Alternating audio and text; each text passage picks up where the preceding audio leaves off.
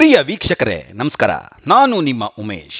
ಮೊನ್ನೆ ರಾಷ್ಟ್ರಪತಿ ಭವನದ ಸೆಂಟ್ರಲ್ ಹಾಲ್ನಲ್ಲಿ ಗಣ್ಯಾತಿ ಗಣ್ಯರೆಲ್ಲ ಕಿಕ್ಕಿರಿದು ತುಂಬಿರ್ತಾರೆ. ಮೊದಲ ಸಾಲ್ನಲ್ಲಿ ಪ್ರಧಾನಮಂತ್ರಿ ನರೇಂದ್ರ ಮೋದಿ ಅವರು, ಅವ್ರ ಪಕ್ಕ ಕೇಂದ್ರ ಗೃಹ ಮಂತ್ರಿ ಅಮಿತ್ ಶಾ ಅವರು, ವಿದೇಶಾಂಗ ಮಂತ್ರಿ ಡಾಕ್ಟರ್ ಎಸ್ ಜೈಶಂಕರ್ ಅವರು, ಬೇರೆ ಬೇರೆ ಮಂತ್ರಿಗಳು. ಪ್ರಧಾನ ವೇದಿಕೆಯಲ್ಲಿ ಗೌರವಾನ್ವಿತ ರಾಷ್ಟ್ರಪತಿಗಳಾದಂತಹ ಶ್ರೀಮತಿ ದ್ರೌಪದಿ ಮುರ್ಮು ಅವರು ಕೂತಿರ್ತಾರೆ. ಅದು ಪದ್ಮ ಪ್ರಶಸ್ತಿ ಪ್ರದಾನ ಸಮಾರಂಭ. ಕಾರ್ಯಕ್ರಮ ಶುರುವಾಗ್ತಾ ಇದ್ದಂಗೆ ಪದ್ಮ ಪ್ರಶಸ್ತಿ ವಿಜೇತರು ಒಬ್ಬೊಬ್ಬರಾಗಿ ಬಂದು ರಾಷ್ಟ್ರಪತಿಗಳಿಂದ ಪ್ರಶಸ್ತಿಗಳನ್ನ ಸ್ವೀಕಾರ ಮಾಡ್ತಾ ಇರ್ತಾರೆ. ಅಷ್ಟರಲ್ಲಿ ಆಂಕರ್ ಒಂದು ಹೆಸರನ್ನ ಕರೀತಾರೆ. ಆ ಹೆಸರು ಕೂಗ್ತಾ ಇದ್ದಂಗೆ ಇಡೀ ಸೆಂಟ್ರಲ್ ಹಾಲ್ನಲ್ಲಿದ್ದ ಗಣ್ಯರು ಜೋರಾಗಿ ಚಪ್ಪಾಳೆ ಹೊಡೆಯೋದಕ್ಕೆ ಶುರು ಮಾಡ್ತಾರೆ. ತಕ್ಷಣ ಬಲಭಾಗದ ವೇದಿಕೆಯಲ್ಲಿದ್ದ ಒಬ್ಬ ವ್ಯಕ್ತಿ 4 ಹೆಜ್ಜೆ ನಡೆದು ಮುಂದೆ ಬರ್ತಾರೆ. ಕ್ಷಮಿಸಿ, ನಡೆಯೋದಕ್ಕೆ ಅವ್ರ ಹತ್ರ ಕಾಲ್ಗಳೇ ಇರೋದಿಲ್ಲ. ಎಲ್ಲರಿಗೂ ಕೈ ಮುಗಿಯೋದಕ್ಕೆ ನೋಡ್ತಾರೆ. ಅವ್ರ ಹತ್ರ 2 ಕೈಗಳೇ ಇರೋದಿಲ್ಲ, 2 ಕಾಲು ಇಲ್ಲ, 2 ಕೈಯೂ ಇಲ್ಲ. ಅಲ್ಲಿದ್ದ ಗಣ್ಯರೆಲ್ಲ ಅವಾಕ್ಕಾಗ್ಬಿಡ್ತಾರೆ. ಕೆಲವೇ ಕ್ಷಣಗಳಲ್ಲಿ ಆ ವ್ಯಕ್ತಿ ತನ್ನ 2 ಮಂಡಿಗಳನ್ನು ಊರಿ ಮೊದಲ ಸಾಲಿನಲ್ಲಿ ಕುಳಿತಿದ್ದಂತಹ ನರೇಂದ್ರ ಮೋದಿ ಅವರ ಹತ್ರ ಬರ್ತಾರೆ. ಅವರ ತೊಡೆ ಮೇಲೆ ತಲೆ ಇಟ್ಟು ನಮಸ್ಕಾರ ಮಾಡ್ತಾರೆ. ಪಕ್ಕದಲ್ಲಿದ್ದ ಅಮಿತ್ ಶಾ ಅವ್ರಿಗೂ ನಮಸ್ಕಾರ ಮಾಡ್ತಾರೆ. ಸಾಮಾನ್ಯವಾಗಿ ವಯಸ್ಸಾದ ಹಿರಿಯರು, ದಿವ್ಯಾಂಗಿಗಳ ಸಹಾಯಕ್ಕೆ ಅಂತ ಹೇಳಿ ಸೆಂಟ್ರಲ್ ಹಾಲ್ನಲ್ಲಿ ಒಂದಷ್ಟು ಮಂದಿ ರಾಷ್ಟ್ರಪತಿಗಳ ಸಹಾಯಕರಿರ್ತಾರೆ. ಅಂತಹ ಒಬ್ಬರು ಸಹಾಯಕರು ಇವ್ರನ್ನ ಹಿಡ್ಕೊಳ್ಬೇಕು ಅಂತ ಮುಂದೆ ಬರ್ತಾರೆ. ಆದರೆ ಆ ವ್ಯಕ್ತಿ ಅದನ್ನು ನಿರಾಕರಿಸಿ ಯಾರ ಸಹಾಯನೂ ತೆಗೆದುಕೊಳ್ಳದೆ ರಾಷ್ಟ್ರಪತಿಗಳ ಮುಂದೆ ಬರ್ತಾರೆ. ಅಲ್ಲಿ ದೇಶದ ಮೊದಲ ಪ್ರಜೆಗೆ ಒಂದು ದೀರ್ಘದಂಡ ನಮಸ್ಕಾರ ಹಾಕಿ ರಾಷ್ಟ್ರಪತಿಗಳಿಂದ ಪದ್ಮಶ್ರೀ ಪುರಸ್ಕಾರವನ್ನು ಪಡ್ಕೊಳ್ತಾರೆ.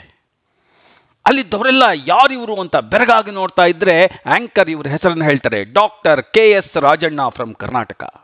ಅಷ್ಟರಲ್ಲಾಗಲೇ ಅಲ್ಲಿದ್ದ ಬಹುತೇಕರ ಕಣ್ಣುಗಳು ತೇವಗೊಂಡಿರುತ್ತೆ. ಪ್ರಿಯ ವೀಕ್ಷಕರೇ, ಹೌದು, ರಾಜಣ್ಣ ಅವರು ನಮ್ಮ ಕರ್ನಾಟಕದ ಮಂಡ್ಯದವರು, ಮಂಡ್ಯದ ಮದ್ದೂರಿನವರು. ಅವರಿಗೆ ಸಮಾಜ ಸೇವೆಗಾಗಿ ಈ ಬಾರಿಯ ಪದ್ಮ ಪ್ರಶಸ್ತಿ ಬಂದಿದೆ. ಯಾರು ಈ ರಾಜಣ್ಣ?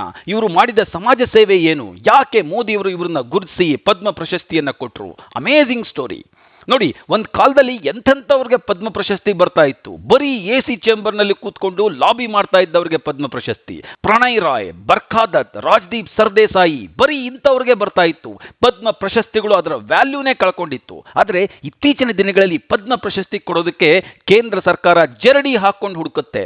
ದೇಶದ ಮೂಲೆ ಮೂಲೆಗಳಲ್ಲಿ, ಕುಗ್ರಾಮಗಳಲ್ಲಿ, ಕಾಡಿನ ಹಾಡಿಗಳಲ್ಲಿ ಇರೋ ಸಾಧಕರನ್ನ ಹುಡುಕಿ ಹುಡುಕಿ ಪದ್ಮ ಪ್ರಶಸ್ತಿಗಳಿಗೆ ನಾಮಿನೇಟ್ ಮಾಡುತ್ತೆ. ಅಂಥವ್ರನ್ನ ದೆಹಲಿಗೆ ಕರೆದು ಗೌರವಿಸುತ್ತೆ. ಇಲ್ಲದೆ ಹೋದ್ರೆ ಜೋಗತಿ ಮಂಜಮ್ಮ, ಸುಕ್ರಿ ಬೊಮ್ಮಗೌಡ, ತಮಟೆ ಮುನಿವೆಂಕಟಪ್ಪನವರಿಗೆ ಪದ್ಮ ಪ್ರಶಸ್ತಿ ಸಿಗ್ತಾ ಇತ್ತಾ? No way. ಅದನ್ನು ಅವರು ಯೋಚನೆ ಮಾಡೋದಕ್ಕೂ ಸಾಧ್ಯ ಇರಲಿಲ್ಲ. ಈ ಬಾರಿ ಪದ್ಮ ಪ್ರಶಸ್ತಿ ಬಂದಿರುವಂತಹ ರಾಜಣ್ಣನವರು ಎಂತಹ ಸಾಹಸಿ ವ್ಯಕ್ತಿ ಗೊತ್ತಾ? ಅವರ ಬದುಕಿನ ಹಾದಿಯನ್ನು ನೋಡಿಬಿಟ್ರೆ ಕೈಕಾಲುಗಳಿರೋ ನಮ್ಮಂಥವ್ರಿಗೆ ನಾಚಿಕೆ ಆಗ್ಬಿಡುತ್ತೆ. ಅರೆ, ಸಾಧನೆ ಮಾಡೋದು ಅಂದ್ರೆ ಹೀಗೆ ಮಾಡಬೇಕಪ್ಪ ಅನ್ಸುತ್ತೆ. ನೋಡಿ, ರಾಜಣ್ಣವರು ಮದ್ದೂರಿನ ಒಂದು ಕುಗ್ರಾಮದಿಂದ ಬಂದವರು. ಅವ್ರದ್ದು ರೈತ ಕುಟುಂಬ, ಮನೆಯಲ್ಲಿ ಬಡತನ. ಬಾಲ್ಯದಲ್ಲೇ ಪೋಲಿಯೋ ಅಟ್ಯಾಕ್ ಆಗಿ ಅವರು 2 ಕೈಕಾಲುಗಳನ್ನ ಕಳ್ಕೊಂಡ್ಬಿಡ್ತಾರೆ. ಅವರು 7 ತಿಂಗಳಿದ್ದಾಗ ಅವರಿಗೆ ಪೋಲಿಯೋ ಅಟ್ಯಾಕ್ ಆಗುತ್ತೆ. ಮನೆಯಲ್ಲಿ 7 ತಿಂಗಳ ಮಗು ಒಂದು ದಿನ ಇದ್ದಕ್ಕಿದ್ದಂತೆ ಕಿರ್ಚಾಡ್ತಾ ತೆವಳ್ಕೊಂಡು ಕೈಕಾಲು ಆಡಿಸ್ಕೊಂಡು ಪಾದರಸದ ರೀತಿಯಲ್ಲಿ ಓಡಾಡೋದಕ್ಕೆ ಶುರು ಮಾಡಿಬಿಡುತ್ತೆ. ಅಪ್ಪ ಅಮ್ಮನಿಗೆ ಆಶ್ಚರ್ಯ. ಒಂದು ಮಗು ನಡೆಯೋದನ್ನ ಕಲಿಯೋದು ಹೇಗೆ? ಒಂದೊಂದೇ ಹೆಜ್ಜೆ ಇಡ್ತಾ, ಅಂಬೆಗಾಲಿಡ್ತಾ ನಡೆಯೋದನ್ನ ಕಲಿಯುತ್ತೆ. ಆದರೆ ಈ ಮಗು ವಿಚಿತ್ರವಾಗಿ ಓಡಾಡ್ತಿದೆಯಲ್ಲ ಅಂತ ಅಪ್ಪ ಅಮ್ಮನಿಗೆ ಅನುಮಾನ. ವಾಸ್ತವದಲ್ಲಿ ಮಗುವಿನ ಕೈಕಾಲುಗಳಿಗೆ ಪೋಲಿಯೋ ವೈರಸ್ ಅಟ್ಯಾಕ್ ಆಗಿ ವಿಪರೀತ ಉರಿ ಬಂದು ಆ ಉರಿನ ತಡ್ಕೊಳ್ಳೋಕ್ಕಾಗದೆ ಮಗು ಹಾಗೆ ಬಿಹೇವ್ ಮಾಡ್ತಾ ಇರುತ್ತೆ. ನೋಡ್ತಾ ಇದ್ದಂಗೆ ಕೆಲವೇ ದಿನಗಳಲ್ಲಿ ಮಗು ನೆಲಕ್ಕೆ ಕುಸಿದು ಬಿಡುತ್ತೆ. ಅಪ್ಪ ಅಮ್ಮನಿಗೆ ಅಜ್ಞಾನ, ಬಡತನ. ಮಗುನ ಒಳ್ಳೆ ಡಾಕ್ಟರ್ ಹತ್ರ ತೋರಿಸ್ಬೇಕು ಅಂತ ಗೊತ್ತಿಲ್ಲ. ನಾಟಿ ವೈದ್ಯರ ಹತ್ರ ಕರ್ಕೊಂಡೋಗಿ 2 ವರ್ಷ ಚಿಕಿತ್ಸೆ ಕೊಡ್ತಾರೆ. ಯಾವ ಪ್ರಯೋಜನವೂ ಆಗಲ್ಲ. ಕೊನೆಗೆ ಮಗು ಪರ್ಮನೆಂಟ್ ಆಗಿ ಕೈಕಾಲುಗಳನ್ನ ಕಳ್ಕೊಂಡು ಬಿಡುತ್ತೆ. ಆದರೆ ಆಶ್ಚರ್ಯ ಅಂತಂದ್ರೆ ಮಗು ಬೆಳೀತಾ ಬೆಳೀತಾ ಕೈಕಾಲುಗಳಿಲ್ಲದೆ ಹೋದರೂ ಸಾಮಾನ್ಯ ಮಕ್ಕಳು ಮಾಡೋ ಎಲ್ಲ ಕೆಲಸವನ್ನು ಮಾಡೋದಕ್ಕೆ ಶುರು ಮಾಡುತ್ತೆ. ಜೊತೆ ಹುಡುಗರ ಜೊತೆನಲ್ಲಿ ಗೋಲಿ ಆಡೋದು, ಬುಗುರಿಗೆ ದಾರ ಸುತ್ತಿ ನೆಲದ ಮೇಲೆ ಬಿಡೋದು, ಮರ ಹತ್ತಿ ಮರಕೋತೆ ಆಟ ಆಡೋದು, ಕೆಸರಿನಲ್ಲಿ ಕೆರೆನಲ್ಲಿ ಈಜಾಡೋದು, ಎತ್ತನ ಬಂಡಿ ಹೊಡೆಯೋದು, ಅಲ್ಲಲ್ಲಿ ಬೀಳೋದು, ಏಳೋದು. ತಂದೆ ರಾಜಣ್ಣನವರನ್ನ ಶಾಲೆಗೆ ಸೇರಿಸ್ತಾರೆ. ತಂದೆ ಮಗುವನ್ನ ಕೂಸುಮರಿ ಮಾಡ್ತಾ ಶಾಲೆಗೆ ಕರ್ಕೊಂಡು ಬರ್ತಾ ಇದ್ರೆ ಸುತ್ತಮುತ್ತ ಇರೋರು ಅವ್ರನ್ನ ಆಡ್ಕೊಳ್ತಾ ಇರ್ತಾರೆ. ನೀನೇನು ರಾಜ ವಿಕ್ರಮಾದಿತ್ಯನ ತರ ಆಗಿದ್ಯಾ, ನಿನ್ನ ಮಗ ಬೇತಾಳ ಆಗಿದ್ದಾನೆ ಅಂತ ಹೇಳಿ ಗೇಲಿ ಮಾಡ್ತಿರ್ತಾರೆ. ಆದರೆ ರಾಜಣ್ಣ ಶಾಲೆಯಲ್ಲಿ ತುಂಬಾ ಚೆನ್ನಾಗಿ ಓದ್ತಾ ಇರ್ತಾರೆ. ಅದ್ಭುತವಾಗಿ ಪೇಂಟಿಂಗ್ ಮಾಡ್ತಾ ಇರ್ತಾರೆ. ಗಣೇಶನ ಹಬ್ಬ ಬಂತು ಅಂದ್ರೆ ಜೇಡಿ ಮಣ್ಣಿನಲ್ಲಿ ಗಣೇಶನ ಮೂರ್ತಿಯನ್ನ ಮಾಡ್ತಾ ಇರ್ತಾರೆ. 2 ಕೈಗಳಿಲ್ಲದೆ ಹೋದ್ರು ಎಲ್ಲ ಕೆಲಸಗಳನ್ನ ಮಾಡೋದಕ್ಕೆ ಶುರು ಮಾಡ್ತಾರೆ. ಯಾವ ರೀತಿ ಕೆಲಸಗಳು? ಸೂಜಿಗೆ ದಾರ ಪೋಣಿಸೋದು, ಟೈಲರಿಂಗ್ ಮಾಡೋದು, ಅಡಿಗೆ ಮಾಡೋದು, ಪೇಂಟಿಂಗ್ ಕೋಡಿಂಗ್ ಮಾಡೋದು, ಹೀಗೆಲ್ಲ ಮಾಡ್ತಾ ಇರ್ತಾರೆ. SSLC ಆದ ನಂತರ ರಾಜಣ್ಣವರು ಮೆಕ್ಯಾನಿಕಲ್ ಇಂಜಿನಿಯರಿಂಗ್ ಅಲ್ಲಿ ಡಿಪ್ಲೊಮಾ ಮಾಡ್ತಾರೆ. ಅನಂತರ ದಿವ್ಯಾಂಗದರಿಗಾಗೆ ತಮ್ಮದೇ ಆದ ಒಂದು ಅದ್ಭುತವಾದ ಸಂಸ್ಥೆಯನ್ನ ಕಟ್ತಾರೆ. ದಶಕಗಳ ಹಿಂದೆ ಸಣ್ಣದಾಗಿ ಚಿಗುರೊಡೆದಿದ್ದಂತಹ ಆ ಸಂಸ್ಥೆ ಇವತ್ತು ಹೆಮ್ಮರವಾಗಿ ಬೆಳೆದು ಪದ್ಮ ಪ್ರಶಸ್ತಿಯನ್ನ ಅವರಿಗೆ ತಂದುಕೊಟ್ಟಿದೆ. ನೋಡಿ, ರಾಜಣ್ಣವರು ತಮ್ಮ ಸಂಸ್ಥೆಯಲ್ಲಿ 500 ಜನರಿಗೆ ಉದ್ಯೋಗ ಕೊಟ್ಟಿದ್ದಾರೆ. ಅವರಲ್ಲಿ ಬಹುತೇಕರು ದಿವ್ಯಾಂಗಿಗಳು. ಸಾವಿರಾರು ದಿವ್ಯಾಂಗಿಗಳಿಗೆ ಟ್ರೈನಿಂಗ್ ಕೊಟ್ಟಿದ್ದಾರೆ. ಇವರ ಸಾಧನೆಯನ್ನು ನೋಡಿ 2013ರಲ್ಲಿ ರಾಜ್ಯ ಸರ್ಕಾರ ದಿವ್ಯಾಂಗಿಗಳಿಗೆ ಅಂತಲೇ ತೆರೆದಿರುವಂತಹ ಸ್ಟೇಟ್ ಡಿಸಬಿಲಿಟಿ ಕಮಿಷನ್ಗೆ ಇವರನ್ನ ಕಮಿಷನರ್ ಆಗಿ ಅಪಾಯಿಂಟ್ ಮಾಡುತ್ತೆ. ಅಲ್ಲಿ 2 ವರ್ಷಗಳ ಕಾಲ ಕೆಲಸ ಮಾಡ್ತಾರೆ ರಾಜಣ್ಣವರು. 106 ದಿವ್ಯಾಂಗಿಗಳ ಬದುಕನ್ನು ಹಸನಾಗಿಸ್ತಾರೆ.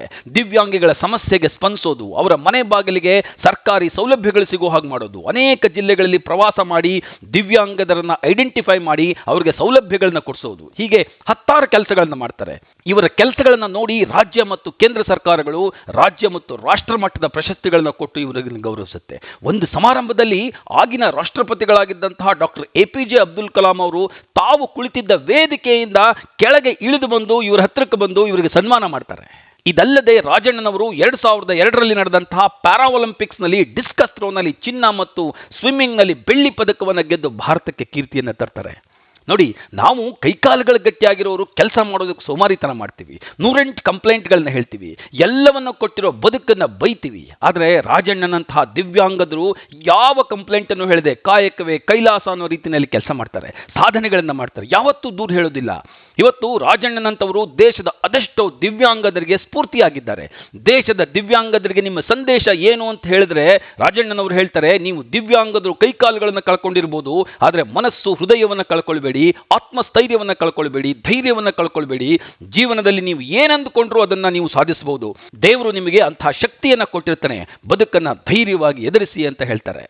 ಇಂತಹ ಮಹಾನ್ ಸಾಧಕನನ್ನು ಗುರುತಿಸಿ ಮೋದಿ ಸರ್ಕಾರ ಇವತ್ತು ಪದ್ಮ ಪ್ರಶಸ್ತಿಯನ್ನು ಕೊಟ್ಟಿದೆ. ರಾಜಣ್ಣನವರಿಗೆ ನಮ್ಮೆಲ್ಲರ ಪರವಾಗಿ ಅಭಿನಂದನೆಗಳನ್ನು ಹೇಳ್ತಾ ಇವತ್ತಿನ ಈ ಸಂಚಿಕೆಯನ್ನು ಮುಗಿಸ್ತಾ ಇದ್ದೀನಿ. ನಮ್ಮ ಈ ಸಂಚಿಕೆ ನಿಮಗೆ ಇಷ್ಟ ಆಗಿದ್ದರೆ ಲೈಕ್ ಮಾಡಿ, ಫಾಲೋ ಮಾಡಿ, ಶೇರ್ ಮಾಡಿ. ಹಾಗೆ ನಮ್ಮ ಧಾತ್ರಿ ಕ್ರಿಯೇಷನ್ಸ್ ಯೂಟ್ಯೂಬ್ ಚಾನಲ್ಗೆ ಸಬ್ಸ್ಕ್ರೈಬ್ ಮಾಡಿ. ನಮಸ್ಕಾರ.